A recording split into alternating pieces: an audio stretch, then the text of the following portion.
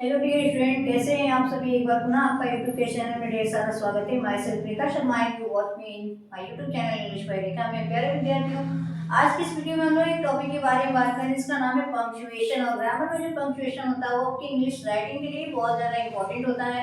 मैंने अपनी पिछली वीडियो में आपको बताया था कि जो पंक्चुएशन मार्क होता है उसको हिंदी में विराम चिन्ह बोलते हैं। और जनरली जो इंग्लिश में 14 प्राइमरी पंक्चुएशन मार्क होते हैं। उसी क्रम में मैंने आपको फुल स्टॉप के यूज के बारे में बताया था, कॉमा के यूज के बारे में बताया था।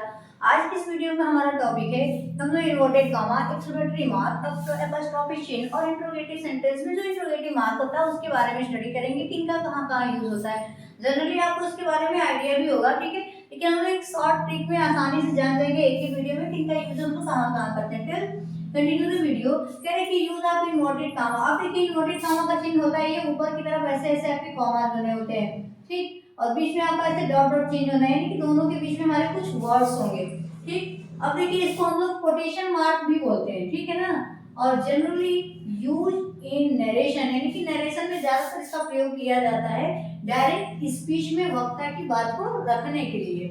जैसे ही सेड, ठीक, ऑलवेज स्पीक ट्रुथ। अब देखिए यही आपका जो था कोटेशन मार्क हम लोग बात कर रहे थे ना, यही था आपका ऑलवेज स्पीक, यानी कि जो बीच में डॉट डॉट था उसके बीच में हमारे वर्ड्स आ गए, यानी हमेशा सत्य बोलो। ये हमारा उसने कहा कि हमेशा सत्य बोलो, यानी वक्ता के कहे गए शब्दों को हम लोग कोटेशन के अंदर रखते हैं, ठीक। नेक्स्ट आपका नेवर टेल अ लाई, यानी कभी झूठ मत बोलो। ये भी क्या है, जो टीचर सेड, अध्यापक ने इस बात को बोला, ठीक। तो आप देख रहे हो कि एक्सक्लेमेशन मार्क है, तो सॉरी कोटेशन मार्क का प्रयोग हमारा कहाँ हो रहा है, वक्ता के एग्जैक्ट वर्ड को रखने के लिए हो रहा है। इसी तरह से आपके एक्सक्लेमेशन मार्क होते हैं।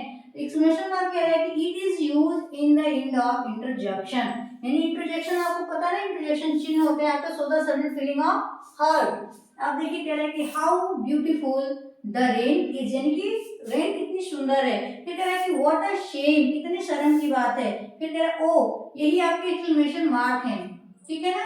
यानी कि जो क्या करता है इंटरजेक्शन, यानी कि sudden feeling of hurt show करता है। नेक्स्ट आता है इंट्रोगेटिव मार्क। इंट्रोगेटिव मार्क के बारे में आपको बहुत ही अच्छे से जान रहे होंगे, इसको प्रश्नवाचक चिन्ह बोला जाता है। अब देखिए it use in the end of interrogative sentences, यानी कि जो प्रश्नवाचक वाक्य होते हैं उनके अंत में हम प्रश्नवाचक चिन्ह का प्रयोग करते हैं। ये आपका प्रश्नवाचक चिन्ह का मार्क होता है, ठीक है। अब देखिए अगर आप इसका भी अगर यूज ना करें तो ग्रामर में आपका हर एक सही होते हुए भी अगर आपने मार्क का मिस्टेक कर दिया तो उस पर भी आपके नंबर काट लिए जाते हैं। स्पेशली जो बोर्ड के बच्चे हैं वो इस बात का बेसिकली ध्यान रखेंगे। अब देखिए कह रहा है कि आर यू गोइंग होम। अब देखिए ये हमने बोले अगर इसको ना लगाए ये हमारा सेंटेंस क्या होगा, गलत माना जाएगा, लेकिन हमने जब यहाँ पे क्वेश्चन मार्क लगा दिया ये सेंटेंस हमारा सही हो गया। उसी तरह से है हाउ आर यू, ठीक है, विल यू हेल्प मी, यानी कि इसमें सभी क्वेश्चन मार्क है। अब देखिए नोट में क्या बात है, कह रहे हैं कि इनडायरेक्ट क्वेश्चन में no use of question mark, यानी कि ऐसे प्रश्न जो डायरेक्टली ना पूछ के इनडायरेक्टली पूछे जाते हैं उसमें हम प्रश्नवाचक चिन्ह का प्रयोग नहीं करते। जैसे ही आस्क्ड मी, उसने मुझसे पूछा, वेयर सीता लिव, यानी कि उसने मुझसे पूछा। क्वेश्चन तो ये भी है कि वेयर सीता लिव, अगर इस चीज को हम लोग ना देखें, ठीक है, या इसको कह रहे हैं इसको क्लीन कर दें, ये हमारा हो जाता है कि वेयर सीता लिव हमारा क्वेश्चन मार्क हो जाता है, डायरेक्टली पूछा जा रहा है। लेकिन यहाँ पे पूछा क्या जा रहा है, ही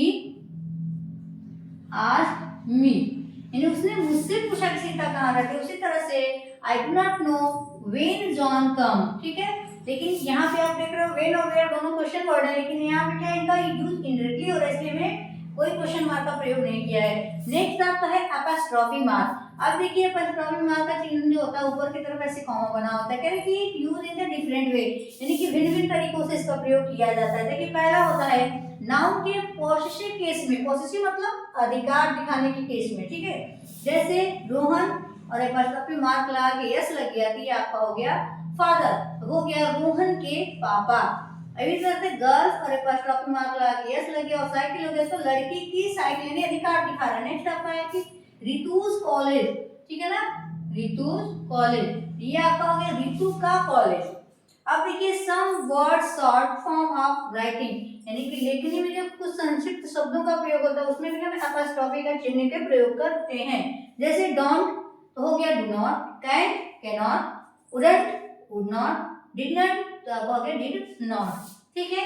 आई होप आज की इस वीडियो में एक वीडियो में आपने चार जो आपके पंक्चुएशन मार्क होते हैं उनको अच्छे से समझ लिया होगा। इसी तरह से वीडियो में बने रहिए और कमेंट के थ्रू अपनी बात को रखते रहिए। Till then thank you.